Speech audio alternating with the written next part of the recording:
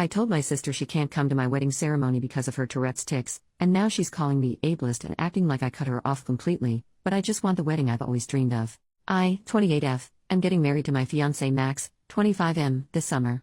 My sister, who I'll call Megan, 32F, has pretty serious Tourette's. Certain physical movements and saying ha ha ha are her most common tics, but there are others as well. As long as I've been alive, I've never seen Megan sit through a long ceremony or presentation without tics, not even her high school and college graduation or for any siblings' graduations. Her ha ha ha is also extremely loud, bordering on yelling, and most of the time repetitive. I have involved and invited Megan to every aspect of the wedding, the rehearsal dinner, the bachelorette party, and the reception, except for the actual ceremony. My fiancé and I are writing our own vows, and I just want to hear him say them without interruption. The ceremony is fairly long, and I seriously doubt Megan's ability to go that long without ticking. She has said that holding back tics is like holding back a sneeze, only 1,000 times more difficult. The only options I see for her going into the ceremony are 1. Letting the tics go on as normal and be scrutinized by Max's side of the family who hasn't met her yet, or 2. Trying to suppress them the whole time. Either way, it would be a miserable experience for her. I have explained Megan's situation to guests who were unaware, but in Max's family there are several young children and elderly people that I doubt will have tact. Megan was heartbroken when I told her I didn't want her at the ceremony. I explained my reasoning to her about how the ceremony wouldn't be fun for her either way, but she didn't want to hear it. She admitted that she will likely tic when we're reading our vows, but insisted we can just pause and carry on or speak over it. I know this is selfish, but I don't want Max to pause or speak over someone. I want him to read his vows just as he wrote them. Megan has accused me of being mean, ableist, and a bridezilla. My dad is on my side, my mom is on Megan's side, and my other sister, 24F, agrees with me but thinks I should let her come anyway. Max supports whatever I decide but says he hopes this doesn't fracture our sister relationship. So, am I really in the wrong for this? Edit: the kids I'm mentioning went to Max's cousin's wedding last year and were very well behaved, even though their ceremony was longer than what we're planning ours to be, so that's why I'm fine with them. I don't know if this helps, but I am also autistic and have severe struggles when my routines are interrupted or when things don't happen how I planned them. I have often been accused of being a control freak, 2 type A, etc. Maybe this is just me letting my controlling personality get in the way. Edit number 2. I'd like to clarify my biggest issue isn't the verbal interruptions, which would greatly upset me anyway, but potential harm for Megan and other guests. There is a non-zero chance she could injure herself or others. This is the actual crux of the issue. I could potentially handle verbal interruptions, although they would make me incredibly unhappy and uncomfortable, but I don't think I can deal having to stop the wedding because someone has been hurt. It usually only happens in high-stress situations or when she was younger, but crowds and large groups of people have historically been a trigger for her, and the ceremony would require her to stand in front of a huge crowd pretty closely to other bridesmaids. It's happened only a few times in the past year, which should make me feel confident, but I feel like the anxiety has just been growing and growing, and I don't know how to stop it other than making sure there is a 0% chance it could happen. Even though she said she could deal, she has a history of either underestimating or minimizing how bad her tics would be. She said she could handle her stressors and manage them but whacked me in the face at a funeral a couple years ago. She says she can handle the wedding, and I'm truly sorry if this is ableist, but I simply don't believe or trust her anymore. She is either not being truthful with me or herself about how bad the tics can get. Sorry for so many edits. But I did not mean to communicate that I was ashamed of Megan or cared if Max's family did not approve of her. If that was true, I wouldn't have her at any parts of the wedding since those family members will also be there. Based on her previous reactions to similar situations, I assumed that kids staring would upset her, not me. Stress is a trigger for her. But people in the thread were right about how it wasn't my place to assume and dictate how she would feel, and I messed up on that part. It's hard to balance when Megan does have a history of downplaying or underestimating how bad things could get. Minor update: I called my dad to double check, but there is a nursery room in the church where people can watch what's happening in the church live on a TV inside. I hadn't known about it because it wasn't there when I was a kid, but it will definitely be on my list of proposed compromises when I speak with Megan. I want to address some frequently asked questions. Why didn't you suggest a compromise, such as Skyping? I genuinely did not think of them. I struggle with rigid thinking, and often categorize things as an absolute yes and no without thinking of any options in between.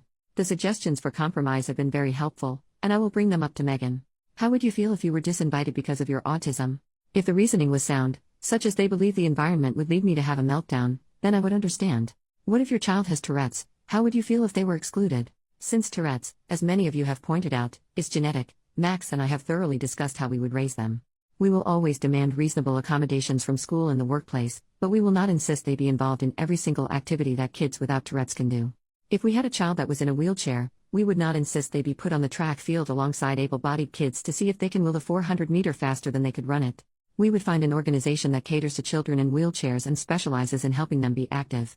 Our hypothetical child will understand that they can't participate in everything the other kids can, but we will always provide alternatives and they will never be made to feel less than because of it. Why can't you just say your vows in private?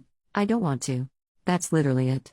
I feel pretty justified in all my other plans regarding Megan, but this is simply a selfish desire rooted in nothing but Max and me's feelings. The thought of doing vows in private makes me unhappy, the thought of doing it in front of everyone makes me happy. You can call me the jerk for that if you wish. Why doesn't your family consider that her tics particularly distress you because of your own disability, autism? It has never been taken very seriously by my family because it pales in comparison to Megan. If one child is drowning and the other one is just barely treading water, you go to the drowning child first. Why are you marrying into Max's family if they will be ableist to Megan? They have never been ableist to Megan. When I say I worry about their behavior, I specifically mean younger children and elderly people who aren't mentally there being able to stop themselves from staring. Why do you care what Max's family thinks? I don't. I don't know how else to communicate that. It's not just that Max's family staring upsets me. The real issue is that when they stare, it upsets Megan, which stresses her out and increases the likelihood of her titching. That stress can trigger a violent tic, putting her at risk of harming herself or others. There is also selfish option 2, where it causes a verbal tic and the consequence is just me being upset. If the kids are well behaved at the other wedding you mentioned, why can't they be told by their parents on how to behave at this one? And now we come to the FAQ that renders the 2 previous ones completely irrelevant. You were right, I was wrong. I was catastrophizing. I don't care if that's not a word. Several people have pointed out that beyond their parents' ability to instruct them, they may have disabled people in their class or their lives they see often. I was projecting my own personal experiences because children rarely, if ever, don't stare at Megan when she is titching. However, I honestly realize that there's a big difference between a kid who has been prepared from conversations from their parents and know what to expect, versus kids who see some random lady yelling in the supermarket and their mom snaps at them to stop staring. In my mind, all kids were the same. I would also like to clarify that I'm upset about her verbal tics because they affect me. I'm sensitive to loud and unexpected noises, which is exactly what her tics are. Most of the time I push down my negative reactions, but if it was just us alone in the room I would still be distressed by her tics. What are her violent tics? The 3 main ones I know of are the elbow, stomping, and flailing her arm. Stomping and flailing her arm are just normal motor tics that people are sometimes caught in the crossfire of. With the elbow, she's explained she must elbow someone or something. Most of the time it's just the wall or whatever chair or couch she's sitting on, but sometimes it's a person. The elbow is also dangerous because it comes on very suddenly and is hard to hold back. The most recent elbow victim was the couch at my parents' house. The last human victim was my dad at Thanksgiving. No offense to him, but he has a decent layer of fat insulating him, so he was fine. Update: the next day, all 3 girls are moved out the house. Max and I have an apartment in a big city that will remain unnamed for privacy reasons, and my youngest sister, 24F, I will call her Mia, is in law school at a university that will also remain unnamed. We're both in relatively drivable distances from our hometown, where Megan and our parents live. It's a small town where everyone knows everyone type of deal, and Megan attended a community college where she was already known by the professors and student body. While Megan lives on her own, she is very reliant on our parents. She has never even attempted to get a driver's license because of the possibility a tic could cause her to swerve, reasonable in my opinion, so my mom drives her to and from work every day. This is not me looking down on Megan in any way for not attending a 4-year big name like Mia and I, or for needing extra help from our parents, because she does need it. This is to explain that Megan and my parents, particularly my mom, are very close. In my opinion, my mom does things for Megan, mostly interpersonal conflicts, that I think she can handle on her own. Megan rarely communicates directly with Mia and I. Instead, our mom usually calls us and says Megan wants X or Megan mentioned she felt Y. Our fight about the wedding was one of the few real discussions we've had without mom mediating. So the first person I actually called was my mom and not Megan. I told her that Megan and I are both grown adults who are capable of handling ourselves. I said I will not take anything into consideration other than what comes directly from Megan's mouth. If mom tells me Megan is upset, I will disregard it. I got pretty frustrated when she steamrolled over my request and threw in her face that I'm the one paying for the wedding, not her and dad, which I regretted. I said I'm willing to work something out with Megan, but if they refuse to communicate or try to disrupt our conversation, all 3 of them will be disinvited. I reminded her Megan was an adult and hung up. I won't copy and paste the exact text I sent Megan, but here are the main points. 1. It was not my intention to hurt you, and I'm sorry. Please let me explain. 2. I want to talk, not text. Things are too easily misconstrued. 3. Your verbal tics have never been a problem for me. I didn't mean to make you feel ashamed of them. I don't want you to feel like we can't talk. The wedding ceremony is a one-time thing I can explain if you call me. 4. Mom and dad are not present in the room when she calls me. I have already called mom and told her to stay out of my business. I want to talk to her alone, and breaking my trust on this will have serious consequences. 5. A list of 2-hour blocks in the next 3 days I'm available to have a conversation. And 6. I love you. She responded picking one of the times tomorrow and nothing more, but I'm hopeful we can work this out. Second update, one more day later, I called Megan this morning. I'll summarize our conversation, excluding any verbal tics. It's very, very, very long, and all names are fake for privacy reasons. I will refer to myself as Michelle. 1. I told Megan I was sorry I hurt her feelings. 2. Megan said it was especially mean because I know how sensitive she is about weddings and that they're a sore spot for her. 3. I'm bamboozled. I informed Megan that I was not aware that weddings were a particularly sensitive subject for her. 4. Context. Megan and I are at the age where pretty much everyone is getting married, more so for Megan because she lives in our small hometown. Plenty of women and one man she considers close friends did not invite her to their wedding at all. She works at a boutique and has even encountered friends shopping for jewelry for weddings she wasn't invited to, but I didn't know that last part. 5. Megan does not believe me. How can I not know how upsetting it is when she and my mom have repeatedly mentioned the exclusion to me every time it happens? 6. My answer, well, you never told me you didn't get invited and you were sad about it, you just told me you weren't getting invited. 7. Megan says it's pretty easy to figure out and thinks I'm being purposefully obtuse. I was supposed to pick it up from context clues, the fact that she even said it, her tone when she said it, how many times she mentioned it, and apparently, literally everyone else had. 8. Megan cries. I don't know what to do. I just wait until she stops. 9. I remind Megan that I struggle interpreting things like that.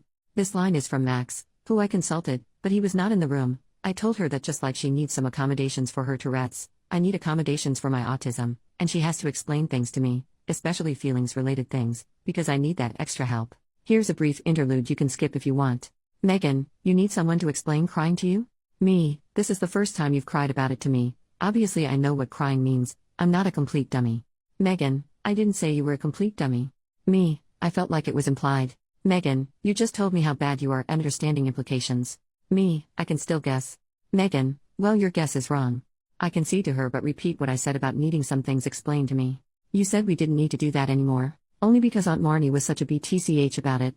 Context, when I was 15 my dad's sister came to live with us and help out. Around this time I verbally expressed my need for clear explanations and she was so annoying. Example, she'd stop at a red light and huff, and then turn to me in the backseat and say slowly, that means I'm annoyed, like I was a toddler or something. My parents and sisters attempted with good faith and told off my aunt when she was being condescending in front of them, but they never quite caught on to what explanations I needed or didn't need. I just got tired of correcting them and announced I was fine after about 6 weeks or so. Max is very good at explicitly stating his feelings because his mom is a therapist. The whole family is very communicative and verbalizes their emotions. I didn't know you were that upset about it. I realized Megan did not know for the same reason I didn't know weddings upset her. I never told her. Plus, her tics were about at their height when this was going on, and I absolutely don't blame her for not being observant, especially as I do not have typical tells of neurotypical people when they're upset. Now I explained to Megan my idea of the nursery room and live streaming it to her so she can see it. The next accusation from Megan, you're ashamed of me just like friends are. You think I'm embarrassing? I say no, if I was ashamed I wouldn't invite her to anything at all. I tell her I didn't want her at the ceremony specifically because the sudden loud noises really will distress me. Especially in a typical setup where the bridesmaids are behind me and I can't see them, so I won't even have a warning that it's coming. She says fine in a tone that I am able to pick up on, and I ask her if this is how she really feels, because if it's not fine she needs to tell me. I haven't even brought up the possibility of violence yet because that will make her even more upset. After a significant pause, she says no offense but she feels like I'm just saying this to hide that I'm ashamed of her, that her friends make lots of excuses like that too. I say no, but I understand why it looks that way because I have always downplayed my own issues when I'm with our family, something else Max coached me on / suggested to me. I said that if she thought I was lying she could talk to Max, his family, or any one of my friends who can verify my sensitivity to loud sound isn't recent. She says fine in a way that I interpreted as being more mollified, and then I said I'm worried about her violent tics. She seems more understanding but insists she can handle it. I try to gentle my voice as much as possible, but explain that anything above a 0% chance is unacceptable for me. She says it's not that bad, but her tone of voice and inflection is different. I interpret from this that she might actually agree with me but is not ready to admit it yet or doesn't believe what she's saying. I remind her that all of our family are historically bigger and that she works out a lot, which I admire her for. None of the family members really get hurt when she elbows because we're all around her size, but she has to be reminded that she's a 5 feet 10 inches muscular woman. I reiterate this and bring up one of my bridesmaids as an example. Direct quote, all of the other, our last names, would be fine but Mary is 5 feet 0 inches and 115 soaking wet. If you elbowed, she would go the heck down and I don't think she would get up. She laughs a little uncomfortably, but I'm not joking. I remind her of Nana's funeral where she said she would be fine and then ended up smacking me in the face. I said I know Tourette's can be unpredictable, but she's had 32 years to figure out her limits. I remind her that she has consistently misled me about how bad things will be. She swears this time it will actually be fine, that she knows herself better than I do, and it's condescending to assume that she's lying. She also reminds me Nana's funeral was years ago, saying she's improved, and I remind her that the last elbowing incident was months ago. I give up at this point. I'm so tired of her lying. She knows she's lying, I know she's lying, and she knows I know. I say fine. You can be in the ceremony if you say you can. But if you hurt someone during the ceremony, you will have to leave immediately. You will be disinvited from the reception. If they sue you, I will not help financially or help you find a lawyer. And I will cut you off completely and not speak to you anymore. You will not get to meet your nieces and nephews, ever. If you're truly willing to risk all that, then you must be truly confident, and I trust you. Otherwise, the nursery room is always open and you can watch on the TV. She doesn't answer me, but starts crying and says, how can I do this to her? This is the only way she'll ever be in a wedding in any way. No one else wants her but her own family should. It's not fair, and she just wants for one time in her life to be in a wedding. This is a lot of information to process for me, so I just kind of pick out one piece and blurt it out before I can process the rest as a whole. Why don't you think you'll get married? She says, are you delusional? Nobody would ever want to marry me. I know this is really insensitive, but I wasn't trying to be mean. It was just my first reaction, I didn't think over it. I just said flatly, Megan, you're being really stupid. This seems to shock her into silence. I continued, you're very smart, you're very pretty, you work out, and you're a good person. There are lots of people out there you haven't met yet that could be a great match, maybe even someone who has Tourette's too, so writing yourself off and preemptively giving up is incredibly dumb. She sighs and says, you don't get it. I say yes I do, that I never thought someone would understand me until I met Max. I tell her that she's stayed in our hometown her whole life, and there's a reason I didn't marry anyone from there. I did something off script, which surprised me, but I said I know she doesn't like big crowds, but she should come to city with me and Max, or just me. I said she should try and meet new people. She seemed taken aback and almost horrified by the thought, so I said something was probably offensive, sorry, and said, there's an 80% chance a homeless tweaker will be doing something way more disruptive than you at any given time. She got really quiet and didn't say anything, so I reiterated my points. I'm not ashamed of the tics in and of themselves, I'm worried about potential harm they could cause. The motor tics are self-explanatory, and the vocal tics will distress me and make me uncomfortable.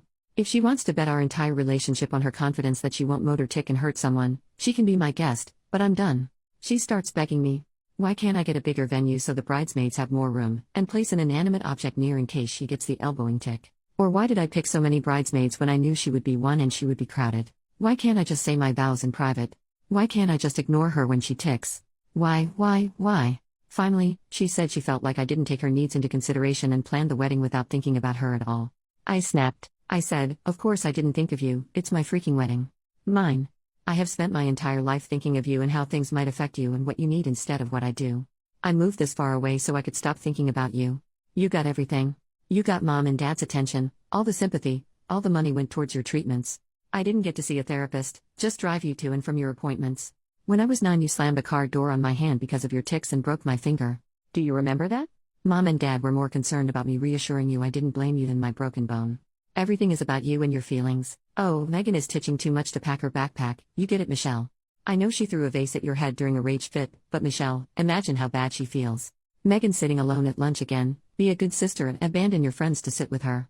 And now I can't even have my own wedding without making it about you? Fuck off. Megan was silent and then hung up. Something else that was brought up in the comments that has now been resolved. Yes, Max has feelings about my family dynamic but always allowed me to dictate it, both because he knows I like control and because he doesn't have much experience with disabilities. 95% of things, we offer feedback to the other if we think they need it, seek advice, discuss, etc. But for my family, he never really said anything except a variation of I support your decision. He said he would like to have input, especially as they will soon be his family as well and, hopefully, interacting with our future children. I can get annoyed because his mom's a therapist and uses therapy speak pretty regularly and it's been passed on to both her kids. Secretly, I think he thinks he's sort of an honorary therapist because he was raised by one and got treated by another. Earlier in our relationship when I was accepting his advice for family matters, he would say things like you seem to have an avoidant attachment style, probably from being ignored by your parents in childhood. I told him in no uncertain terms I did not care to be psychoanalyzed and that was that. We talked a lot, but the gist of it is that he has had opinions on my family and struggles with his instinct to protect me and his desire to respect my decisions. From now on, I am going to listen to him and take his opinion into consideration when deciding about family matters. He promised to stop the therapy talk and says that was more him being 21 and trying to impress me with big words. I have noticed he doesn't really do it anymore. So after my call with Megan I walked into our shared bedroom, and he didn't even have time to ask how it went before I burst into tears. He held me for a while. I am fine with physical touch and affection, especially from him, as long as it's not unexpected. Eventually my phone started ringing again and I saw that it was Mom. I told Max that I didn't want to talk to her, but if I didn't pick up it would become a whole thing. He just silently held out his hand, and when I realized what he meant, I put my phone in it. The conversation wasn't on speaker and I didn't really care enough to try and listen to what she said, and for the most part I don't remember what he said after telling my mom I couldn't come to the phone, just the beginning. Well, Michelle's crying too. I think you should be just as concerned about that. And the end. Yeah, well, my parents have said they'd more than happy to walk her down the aisle, so you think on that. I told Max about these posts and he was a little confused but supportive, and thinks it's funny how I've picked out names starting with M for everyone. I have not had any more calls from my family, but Max called his mother, very nice lady, and put her on speaker, and she reiterated she'd be happy to walk me down the aisle with her husband. So that is that for now. I find the anonymity very freeing, as well as writing down what happened, so I will update you all as soon as there is on. Third update, 3 days later, an update and goodbye. Max and I have officially disinvited Megan and my parents from my wedding. I'm getting lots of support and love from his family. I've got all the advice I feel I've needed, so I'm going to delete this account as it has served its purpose. I'll leave this up for a little while before I do it so people who are invested can see it. Thanks for all the advice and help.